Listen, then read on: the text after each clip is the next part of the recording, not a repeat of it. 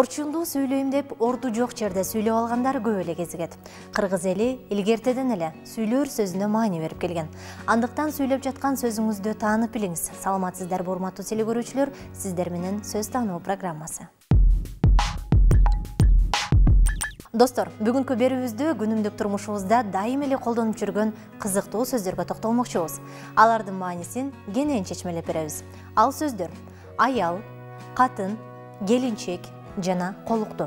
Бул сөздөргө бир катар көз чаптырган учурда катын менен аял бир эле маанини, ал эми келинчек менен колуктуу бир эле маанини туюнткандай сезилет. Бирок жаңылышасыз.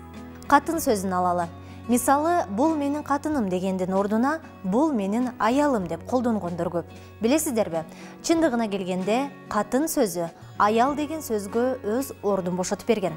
Бул сөздөрдү терең чечмелей келсек, катын деген сөздүн мааниси каныша, ал эми аял деген сөздүн мааниси убактылуу деген сөзгө жакын түшүнүктү берет. Кызык бекен сүйүктүү көрүүчү? Анда ушул сөздөрдү тарыхый этимологиялык жактан чечмелейбиз.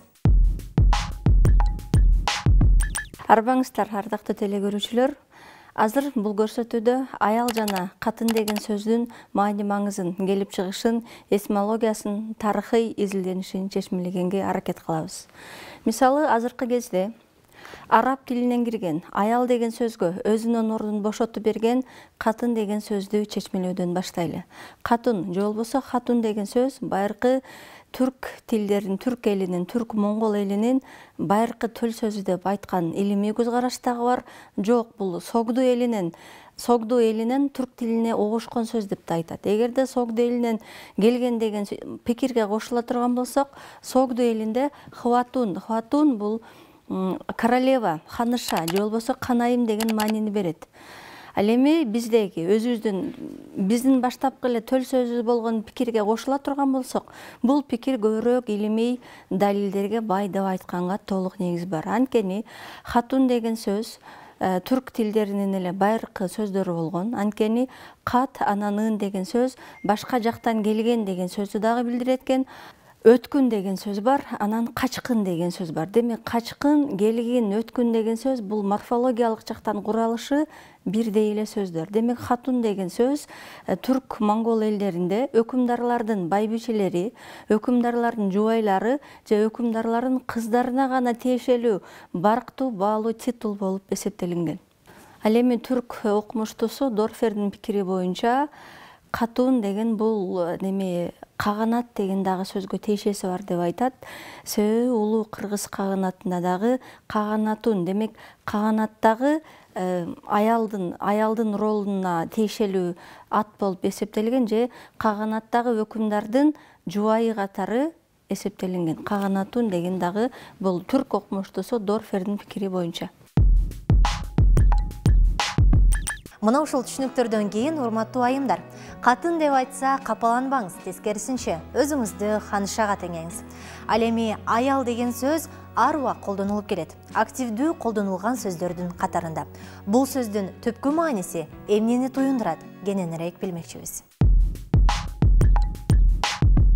Өзү аял деген сөз менен катын деген сөздүн мындай салыштырып келгенде маани маңызы жагынан, чечмелениш жагынан караганда, аял деген сөзгө караганда катун деген сөз бир кыйла барктуу, бир кыйла маңыздуу, салмактуу деп эсептейм. Бирок бизге азыр угулганда орой угулат, одон угулат деп эле анын маанисин, түпкүлүгүн билбей туруп эле катын деген бул орой, анан бул одоно, айтканга анчалык деле мындай ыңгайлуу эмес деп туруп, анын ордуна аял деген сөздү колдонуп атпайбызбы? Ал эми бул аял деген сөз араб тилинен келген дагы бул рахат тартуулоочу дегенди түшүндүрөт. Анан биз азыр колдонуп жүрөбүз, аялдама, анан аялдай калды, аялдай тур деген бул мындай көпкө турбай турган, бирок аз гана убакытка токтоп турчу жай деп айтабыз да. Аялдама дегенде түшүнүк, демек көпкө турбайсың, өзүңдүн маршруткаң келгенче туруп турган жер бул аялдама. Анан аял деген сөздүн ошол арабча мааниси рахат тартуулоочу болуп атат. Бул мындай караганда бир үйдүн коломтосун жарык кылып, түндүгүн көтөрүп, ошол коломтого жарык берип, ырыскын улоочу, тукум улай турган, ошол үйдүн керегесин кеңейте турган, уул кызга акыл эсин айта турган бул нурлуу эненин ролу да, бул аял деген. Бирок аял деген сөздүн мындай маанисин караганда көпкө эмес аз эле убакытка токтой жүрчү жай деп аялдаманы айтып атпайбызбы? Демек аялдаманын башкы уңгусу бул демек аял деген сөзгө келип такалат да, тилчилерчи изилдегенде. Кээде кечигип калган бирөөнү дагы аялдап калды го, эмне болду депчи, бир аз убакытка кармалып калды го, эмне болду деген мааниде деле айтабыз да. Же катуу өткөн болуп атса, нөшөрлөп атса, ушул жерде бир аз аялдай турайлычы депчи, коргонуп туралы, жамгыр өткүчө деген мааниде колдонулат. Талаштан тактык жаралат дейт эмеспи? Бул сөздөргө байланыштуу көптөгөн ой пикирлер бар экендигин биле алдыңыз. Кызык болду деген ойдобуз. Кезек келинчек менен колуктууга келип жетти. Мырзалардын келинчегимди чакырайын деп айткандарын байкайбыз. Сиздин оюңузча туура айтып жатат деп ойлойсузбу? Албетте, көрсөтүүбүздүн калган бөлүгүн көргөндөн мурун өз оюңуз менен эсептешип көрүңүз. Келинчегимди чакырайын. Өз оюнда жубайымды чакырайын, өмүрлүк жарымды чакырайын деп айтып жатат. Бирок сөздүн маанисине карап келсек, туура эмес колдонуп жаткандыгын баса белгилеп өтөм. Белгилүү окумуштуу Юдахиндин сөздүгүндө да каралган келинчек дегенге бир так аныктама берген да. Бул келинчек деген жаш кезинде жолдошунан ажырап калып, жесир калып, анан башка турмуш жаңылаган аялды айтат, бул келинчек. Демек келин анан чектелип калган келин, анча-мунча укугу чектелип калган деген мааниде берет. Анан биз азыр ал сөздүн түпкү маанисин түшүнбөй эле жаш жигиттер мен тойго келинчегим менен келдим деп айтабыз. Же жаңы келинчек сүйлөп коюңуз деп көп азыр той аштарды алып барган тамадалар кээде сөздүн маани маңызын бузуп жиберген учурлар да арбын эле кездешет. Анткени баягы балдарга деле кайрылабыз да, сиз келинчегиңиз менен келдиңизби депчи. Бул келиниңиз менен келдиңизби дейт, же болбосочу кээде бул жубайыңыз менен келдиңизби дегенге алмаштырсак туура болот. Келинчек деген бул мааниси, түпкү мааниси туура эмес колдонот экенбиз.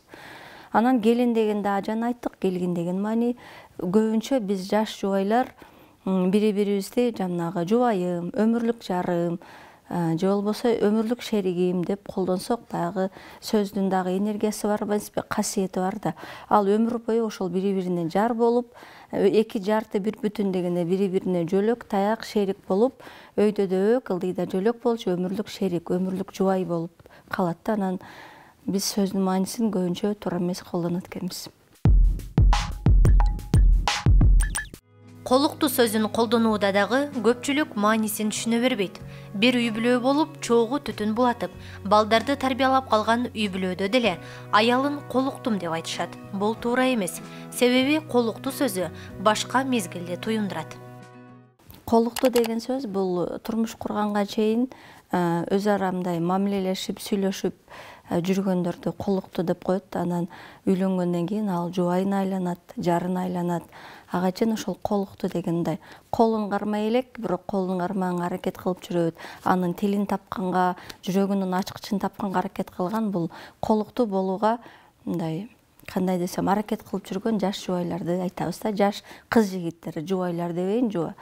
Анан дагы бир нерсе бар, бул орустарда деле бар, вторая половинка деп коет го. Анан моя половинка дейт. Демек ал деле биздин кыргызда сөзмө сөз эле. Менин жарым. Себеби бири-бирин толуктап тура турган бул ошол эки жаш болот да. Анан биринин касиетин бири толуктайт, биринин акылын экинчиси толуктайт дегендей, бул көбүнчө ошол өмүрлүк жарым, жубайым, Кудай кошкон жарым деп айткан бул туура болот деп ойлойм. Кыргыздын сөзгө канчалык маани бергендигин көрбөйсүзбү? Элибиздин акылмандыгын мына ушундан эле байкасак болот. Сөз тануу программасын жыйынтыктайбыз. Саламатта калыңыздар.